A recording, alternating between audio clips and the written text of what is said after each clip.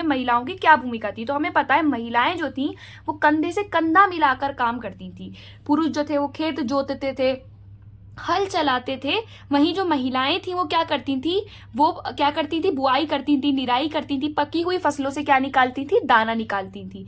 महिलाओं को हालांकि जब उनकी जैव वैज्ञानिक कोई क्रिया स्टार्ट होती थी, जैसे कि मेंस्ट्रुएशन मासिक धर्म का स्टार्ट होता था, तो उनको हल छूने की अनुमति नहीं होती थी। बंगाल में मासिक धर्म के समय महिलाएं क्या करती थी, पान के बगान में जाने की उनको परमिशन नहीं होती थी। सूत काटना, बर्तन बनाने के लिए मिट्टी को साफ करना, गूंथना, कपड़ों पर कढ़ाई करना, ये सारे काम जो थे ये महिलाओं के माने जाते थे। अगर किसी वस्तु का बहुत ज्यादा वाणिज्यकरण हो रहा है, मतलब वो बहुत बिक रही है, उसका बहुत व्यापार हो रहा है, तो महिला के श्रम की उतनी ही उस टाइम पर जरूरत होती थी। मतलब हम ये देखते हैं कि कोई ऐसा खास डिवीजन हमें देखने को नहीं मिलता है काम में लड़का और लड़की का, दोनों ही कंधे से कंधा मिलाकर काम कर रहे हैं। काम देने वालों के घरों में भी जाकर, जैसे जो काम देते थे इन महिलाओं को, उन काम देने वालों के घरों में भी जाके ये महिलाएं जो थी क्या करती थी, काम करती थी। ठीक है, बाजारों में भी सक्रिय भूमिका हम देखते हैं कि बाजारों के अंदर भी ये महिलाएं सक्रिय भूमिका निभाती थी। उसके बाद अगला सवाल है, 16वीं और 17वीं शताब्दी में कृषि उत्पादन को किस हद तक सिर्फ महज गुजारे के लिए कह सकते हैं। और एक इसमें यह भी क्वेश्चन आता है कि कई बार व्यापार के लिए भी कृषि की जाती थी। तो ये मुगल साम्राज्य का एक क्वेश्चन है कृषि के ऊपर। देखिए, खेती का मुख्य उद्देश्य पहले क्या होता था, स्टार्टिंग में सिर्फ खेती का मुख्य उद्देश्य होता था पेट भरना, और मुख्य फसलें क्या उगाई जाती थी, चावल, गेहूं और बाजरा। खेती मौसम के 2 चक्रों के दौरान की जाती थी, खरीफ और रबी। अच्छी मिट्टी वाली जगह पर साल में कम से कम कितनी फसलें उगा लेते थे ये लोग, 2 फसलें उगा लेते थे। और जहां पे पानी की व्यवस्था बहुत अच्छी होती थी, वहां पर तो ये कई बार 3 फसलें भी उगा लेते थे। हमें जो स्रोत मिले हैं, जो मतलब कुछ चीजें हमें मिली हैं मुगल साम्राज्य से, तो उसमें हमें एक वर्ड मिलता है जिसका जो है जिन्स ए कामिल। तो जिन्स ए कामिल का मतलब है सर्वोत्तम फसलें। मतलब ऐसी फसलें मुगल साम्राज्य चाहता था कि वो उनके किसान उगाएं जो सर्वोत्तम हो, जिससे ज्यादा क्या आए, भू राजस्व आए, कर आए। राज्य को फसलों से की बिक्री से कर की क्या होती थी, प्राप्ति होती थी। कपास मध्य भारत पर उगाई जाती थी। और वही बंगाल में बंगाल किसके लिए फेमस था, बंगाल जो था वो किसके लिए फेमस था, गन्ने के लिए फेमस था। एक औसत किसान पेट भरने के लिए तथा व्यापार के लिए भी उत्पादन करता था। मतलब एक औसत किसान जो है उसके पास एक और यहाँ पर हम देखते हैं 2 तरह के किसान भी पाए जाते हैं, पाही काश्त और खुद काश्त। जो हमने एमसीक्यूज कवर करे हैं वो दूसरी वीडियो में हमने एमसीक्यूज कवर करे हैं, उसमें आप जरूर देखिएगा वो एमसीक्यूज, वो भी आपके आंसर्स में काम आ सकते हैं। ठीक है, उसके बाद देखिए अगला सवाल है, ये देखिए, जमींदारों की भूमिका का वर्णन करें। मतलब जो जमींदार थे उनका मुगल साम्राज्य में क्या रोल था। तो देखिए, इनकी बहुत ऊंची स्थिति होती थी और इनके पास बहुत सारी क्या होती थी, सामाजिक आर्थिक सुविधाएं होती थी। इनकी उच्च स्थिति के 2 कारण थे, पहला इनकी ऊंची जाति और दूसरा जमीन द्वारा राज्य को दी जाने वाली सेवाएं। जो जमींदार राज्य को सेवाएं देते थे, इस वजह से भी उनको एक समाज में क्या थी, ऊंची स्थिति प्राप्त थी। जमींदारों के पास बहुत बड़ी बड़ी जमीनें होती थी और इन जमीनों को वो दिहाड़ी पर भी दे सकते थे, बेच भी सकते थे। ठीक है, ये उनका अपना हक होता था कि वो उनको बेचना चाहते हैं या दिहाड़ी पर देना चाहते हैं। उसके बाद अगला है, राज्य की ओर से इनका कर वसूलने का उनका अधिकार था। मतलब कर वसूलने का अधिकार राज्य ने किसको दिया था, स्टेट ने, वो किसको दिया था, आपका जमींदारों को।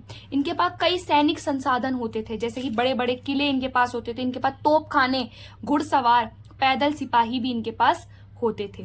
उसके बाद सामाजिक व्यवस्था को एक पिरामिड के रूप में अगर हम देखें तो जमींदार सबसे टॉप पर आते हैं। ठीक है, और किसानों की मदद भी करते थे। ये जो जमींदार होते थे ये किसकी मदद करते थे, किसानों की भी मदद करते थे, जैसे उनको उपकरण दिलवाना ताकि वो खेती कर सकें। कई बार उनको धन उधार देते थे, कई बार उनकी जो फसलें थी वो बिकवाते थे मार्केट में जाके। तो हम ये देखते हैं कि कहीं ना कहीं जमींदार जो थे वो एक हेल्पिंग क्लास भी थी, किसके लिए, किसानों के लिए। उसके बाद जमींदार बाजार लगाते थे जहां किसान भी अपनी फसलें बेच देते थे।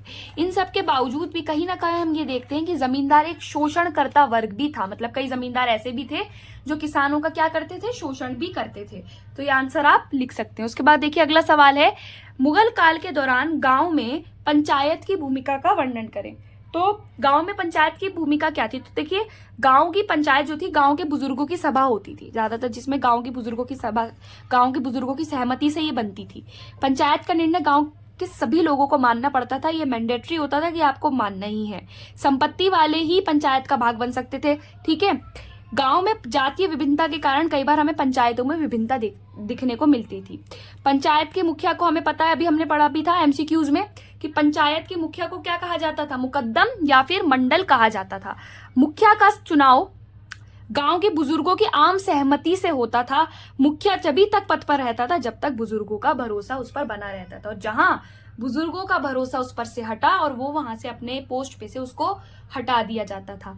गांव के आय और व्यय की निगरानी रखना मुखिया का कार्य होता था, कि गांव में कितना, गांव के जो आम खजाना बनता था एक, ठीक है, जिस पे सारे लोग क्या करते थे, कंट्रीब्यूशन देते थे, और उस आम खजाने का खर्चा कहाँ कहाँ हो रहा है, कहाँ कहाँ होता था आम खजाने का खर्चा। देखिए, आम खजाने का प्रयोग गांव के आने वाले मेहमान जो होते थे, अधिकारी होते थे ना, उनके लिए होता था खर्चा। और कई बार जैसे कोई प्राकृतिक आपदा आ गई, भूकंप आ गया है, बाढ़ आ गई है, तो उसमें जो उसका जो रिकवरी होता था, उससे आम खजाने से वो ठीक किया जाता था। ठीक है, उसके बाद अगले पॉइंट्स हैं, नहर बनवाना, बांध बनवाना, ये भी कुछ आम खजाने के पैसे से ही इनका ये काम कराया जाता था। भारत में सभी शादियां मंडल की उपस्थिति में होती थी, ठीक है। और पंचायत का एक बहुत अहम कार्य ये था कि सभी लोग अपनी जातियों की सीमाओं के अंदर रहें, ठीक है। कोई जो है अपनी जाति के अवहेलना ना करे, या फिर कोई अपनी जाति के बाहर काम ना करे। ये देखना किसका काम होता था, ये देखना पंचायतों का काम होता था। पंचायतों को जुर्माना लगाने का भी अधिकार था, और किसी को आपके गांव में से निकालने का भी अधिकार था, ठीक है। उसके बाद अगला सवाल है, 16वीं व 17वीं शताब्दी में जंगलवासियों की जिंदगी किस प्रकार बदल गई। मतलब जंगलवासी पर अगर कोई भी क्वेश्चन आ जाए तो आपको यही आंसर लिखना है। चलिए स्टार्ट करते हैं। तो देखिए, पहला पॉइंट जो हमें यहाँ पे लिखा हुआ दिख रहा है वो है, मुगल कालीन ग्रामीण भारत में रहने वाले लोग केवल खेती पर निर्भर नहीं थे, उनका जीवन जंगलों से भी जुड़ा हुआ था। देखिए, सबसे पहले वनवासी जो थे वो वनों और जंगलों में रहने वाले लोग थे। इनके लिए जंगली शब्द का प्रयोग किया जाता। तो जंगली शब्द का ये मतलब नहीं था कि वो असभ्य हैं, अनसिविलाइज्ड हैं, मतलब सिविलाइज्ड नहीं है वो लोग, ठीक है। बल्कि जंगली शब्द का इस्तेमाल उस टाइम इसलिए किया जाता था कि वो लोग जंगल में रहते हैं और जंगल में ही अपना क्या करते हैं, निर्वाह करते हैं, जंगल में ही अपनी जिंदगी बिताते हैं। कैसे बिताते हैं जंगल में अपनी जिंदगी, तो ये जंगलों में शिकार करते हैं और जंगल के उत्पाद जो होते हैं, जंगल के प्रोडक्ट्स को बेचते हैं, खरीदते हैं, ये काम होता है इनका। स्थानांतरीय कृषि, खेती मतलब झूम खेती भी ये करते हैं। बाहरी हस्तक्षेप से इनके जीवन में बहुत बड़ा बदलाव आया है। यहाँ से क्वेश्चन आ सकता है कि जंगल वासियों के जीवन में बाहरी हस्तक्षेप से, जब कोई बाहरी पावर आ गई तो उस पर क्या असर हम देखते हैं। तो हमें पता है जब अंग्रेज भी आ गए थे भारत के अंदर, तो हमें पता है कि भारत के जंगल वासियों पर, पहाड़ियों पर कितना बुरा असर पड़ा था, है ना। तो देखिए, जंगल वासियों से हाथियों की भेंट लेना सेना में काम के लिए, ठीक है। जो भारी ताकतें होती थी वो जंगलवासियों से भेंट में क्या लेती थी, हाथी लेती थी। वाणिज्यिक खेती का प्रसार हुआ तो जंगलवासियों के जीवन प्रभावित होंगी, क्योंकि पहले वो लगता था कि उन्हीं का जंगल है, अब वाणिज्यिक खेती हो रही है, वहां पे जो राज्य है आपका वो खेती करा रहा है, जिसकी वजह से इनके बेचारों की जमीनें जो थी वो छीन ली गई इनसे, जंगलवासियों से। शहद, मूद, मोम और लाख जंगली उत्पादकों की मांग से ये चीजें भारत में क्या होने लगी, भारत से निर्यात होने लगी। मतलब बहुत सारे जो प्रोडक्ट्स थे जंगल के वो अब धीरे धीरे क्या होने लगे, उनका आयात निर्यात होना स्टार्ट हो गया। हाथी भी कपड़े, ठीक है, हाथी भी पकड़े व बेचे जाते थे। हाथियों का काम स्टार्ट हो गया, क्योंकि सेना में उस टाइम पे सबसे ज्यादा इंपॉर्टेंट हाथी ही समझे जाते थे। जंगली कबीलों के सरदार धीरे धीरे जमींदार बन गए। अब देखिए, धीरे धीरे जंगलवासी ये देख रहे हैं ना कि ट्रेड हो रहा है जंगलों से, हमारा सामान बाहर जा रहा है, निर्यात हो रहा है, तो अब जंगलवासी भी के जो कुछ जंगलवासियों के जो कबीले होते हैं, उनके कबीलों के जो सरदार होते हैं वो धीरे धीरे जमींदार बनने लगे, अमीर हो गए, तो जमींदार बन गए, इनके पास बड़ी बड़ी जमीनें आ गई। मतलब अब यही जमींदार धीरे धीरे क्या बन जाते हैं, यही जमींदार धीरे धीरे राजा बन गए। उसके बाद कई जो राजा थे जंग, मतलब आप समझ रहे हो, वो वाले राजा जो बेचारे पहले कौन थे, वो आपके जंगल के कबीलों के सरदार थे। तो कई राजा उन्हें अपनी सेना, अब राजा है तो इनको अपनी सेना की भी जरूरत पड़ती थी, और सेना में ज्यादातर किसको रखते थे, अपने सगे संबंधियों को रखते थे। तो ये धीरे धीरे हम देखते हैं जंगलवासियों के जो सरदार थे उनके क्या होने लगे, उनकी सेनाएं भी होने लगी। जैसे कि सेनाओं में 6000 घुड़सवार और 7000 पैदल सिपाही थे एक के। असम में अहोम राजाओं ने जंगली हाथी पकड़ने पर अपना एक अधिकार की घोषणा कर दी। अब सोचिए, अगर अहोम राजाओं ने कह दिया कि सिर्फ और सिर्फ हाथी मतलब जो जंगलवासियों से मना कर दिया कि आप भी नहीं पकड़ सकते हो, अपना एक अधिकार घोषित कर दिया। और धीरे धीरे हम ये देखते हैं कि जंगलवासियों के सांस्कृतिक वैल्यूज भी चेंज होने लगे, ठीक है, उनकी कल्चरल वैल्यूज भी चेंज होने लगी। जैसे कि वो सूफी संतों से बहुत प्रभावित हुए तो उन्होंने इस्लाम धर्म को अपना लिया। तो यहाँ पर हमने कुछ पॉइंट्स देखे। चलिए अगला सवाल देखते हैं। अगला सवाल तो इतना इंपॉर्टेंट है कि आप इसको पी जाइएगा, ठीक है। तो अगला सवाल है, अबुल फजल द्वारा लिखित आईने अकबरी का वर्णन करें और इसमें क्या गलतियां हैं। तो हमें ये पता है कि आईने अकबरी जो है वो अकबर नामे का एक हिस्सा है, इसे अबुल फजल द्वारा इसको लिखा गया था। इसको 42 वर्ष, मतलब अकबर का शासन काल के 42 वर्ष जो है इसमें दिखाए गए हैं और 1598 में ये पूरी हो गई थी। पूरी होने के बावजूद भी मतलब अबुल फजल ने इसको 5 बार संशोधित कराई। हमने एमसीक्यूज में भी इसके कई सवाल करे हैं, जो एमसीक्यू वाली वीडियो आप जरूर देखिएगा। अकबरनामा में कितनी जिल्दें हैं आपको याद रखना है, अकबरनामा में 3 जिल्दें हैं। पहली 2 जिल्दों में ऐतिहासिक दास्तान प्रस्तुत की गई है और तीसरी जिल्द जो है सबसे इंपॉर्टेंट है। तीसरी जिल्द कौन सी है हमारी, आईने अकबरी जो है वो तीसरी जिल्द है, ठीक है, जिसमें शाही नियम कानून बहुत सारी चीजें इसमें भी हम पढ़ेंगे क्या क्या है। तो देखिए आईने अकबरी में प्रशासन, सेना का संगठन, राजस्व के मामले, सांस्कृतिक, धार्मिक, शाही जीवन, रीति रिवाज, सारी चीजें हम देखते हैं। आईने अकबरी जो है ना एक पूरी डेटा बुक है, किसके लिए, मुगल साम्राज्य को अगर आपको समझना है तो।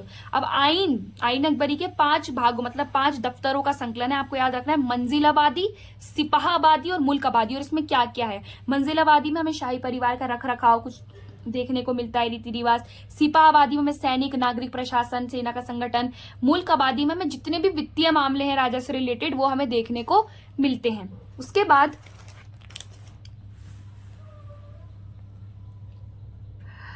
अबुल फजल प्रामाणिकता के प्रति काफी सावधान था। मतलब अबुल फजल जो थे वो बहुत ज्यादा ये चाहते थे कि बिल्कुल प्रमाणित रहे जो मेरा जो बुक है। तो उन्होंने कितनी बार संशोधित करा था इसको, 5 बार। अब देखती हैं इसके 5 बार संशोधित करने के बावजूद भी हम आईने अकबरी पर पूरी तरह से भरोसा नहीं कर सकते हैं। हम ये नहीं समझ सकते हैं कि आईने अकबरी में जो लिखा हुआ है वो बिल्कुल ही ठीक है।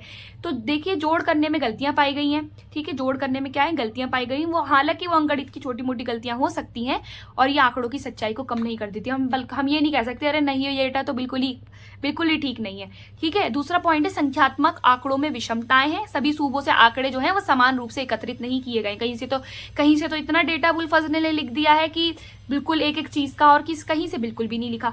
जहां सूबों के लिए राजकोषीय आंकड़े बड़े विस्तार से दिए गए, उन्हीं सूबों से मूल्य और मजदूरी जैसे आंकड़े जो हैं वो गायब हैं। तो ये आपको पॉइंट्स याद कर लेने, बहुत इंपॉर्टेंट क्वेश्चन ही आ सकता है। उसके बाद अगला सवाल जो हमें देखने को मिलता है वो ये है कि उन सबूतों की जांच कीजिए जो ये सुझाते हैं कि मुगल राजकोषीय व्यवस्था के लिए भू राजस्व बहुत इंपॉर्टेंट था। तो भू राजस्व व्यवस्था बतानी है हमें। तो हमें पता है मुगल साम्राज्य का जो आय का स्रोत था, जो पैसा कमाने का मेजर स्रोत था, सोर्स था, वो क्या था, कर, भू राजस्व।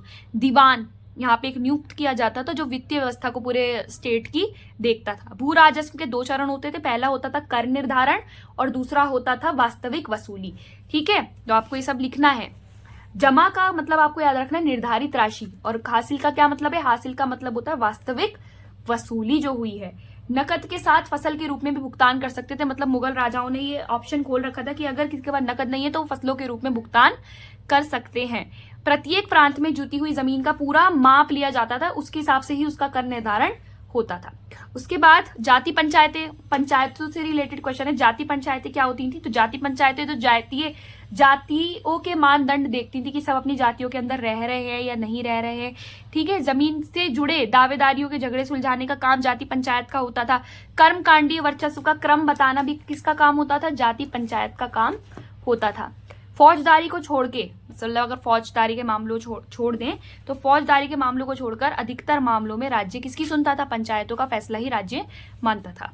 भारत में विदेशी व्यापार, तो देखिए भारत का विदेशी व्यापार बहुत फेमस था। भारत से कई टाइप के मसाले, कपड़े हम यहाँ पे देखते हैं, जंगल के उत्पाद जाते थे। इसके बदले में हम ये देखते हैं कि एशिया से क्या आ गया, हमारे पास बहुत सारी जो है चांदी आ गई। और भारत समुद्री पार, मतलब समुद्र पार से भी, ऐसा नहीं कि भारत सिर्फ अपने आसपास स्थल मार्गीय देशों से ही व्यापार कर रहा है, बल्कि जो समुद्र पार देश थे उनसे भी हम ये देखते हैं कि क्या करता है, ये व्यापार करता था जो मुगल साम्राज्य था। तो चांदी का इतना भारत में, देखिए चांदी की नेचुरल खदानें नहीं है कि चांदी बहुत पाई जाती है भारत में, बल्कि हम ये देखते हैं कि चांदी जो थी वो बाहर से भारत के अंदर बहुत चांदी आई थी, जिसकी वजह से इसके सिक्के भी बनने स्टार्ट हो गए थे। तो ये हमने कुछ इंपॉर्टेंट क्वेश्चन आंसर्स देखे। मुझे लगता है आपको ये पसंद आए होंगे।